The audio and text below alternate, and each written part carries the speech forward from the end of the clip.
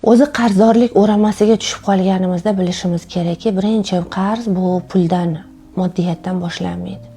Qarz ma'naviy qarzdorlikdan boshlanadi. Kimgadir va'da berib bajarmayotgan bo'lsangiz, hozir qilib yuboraman telefon, uchrashamiz, ko'rishamiz, mana shular yig'ilib ketsa ham qarzga aylanadi. 3-4 so'm pulingizni vaqtida qarzingizni bera olmayapsizmi? Siz to'xtashingiz kerak. Kimga oldin yoki o'zimga bergan qaysi va'dalarimni, qarzlarimni bajarmayapman? Kimga haqqini vaqtida ado etmayapman? Hatto ota-onangiz vaqtida ko'rib chiqmasligingiz ham ertaga sizni qarzdor qilib qo'yishingiz mumkin. Chunki siz farzandingiz burchini bajarmadingiz-da, qarz bo'lib qolyapsiz. Yoki qo'shningizdan xabar olmadingiz. Qo'shningiz kasalxonaga tushib chiqdi. Yoki siz uyingizda hidini chiqarib baliq pishirdingiz, osh pishirdingiz, lekin qo'shniga bir tovoqchada chiqarmadingiz. Bu ham qo'shni haqqini ado qilmadingiz. Ertaga sizni moliyaviy qarzdorlik kutaveradi. Biz qarzdorlikni men qarzman, pulim yetmayapti, chunki oyligim kamdan qidirmaylik.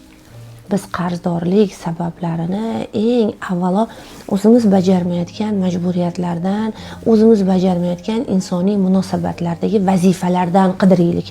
Ana o'shalarni bartaraf qilsak, bizni o'sha pul oqimiga ham ochilishimiz, pullarni to'g'ri rejalashtirishimiz oson bo'ladi va qarzdorlikdan juda tez chiqib ketamiz.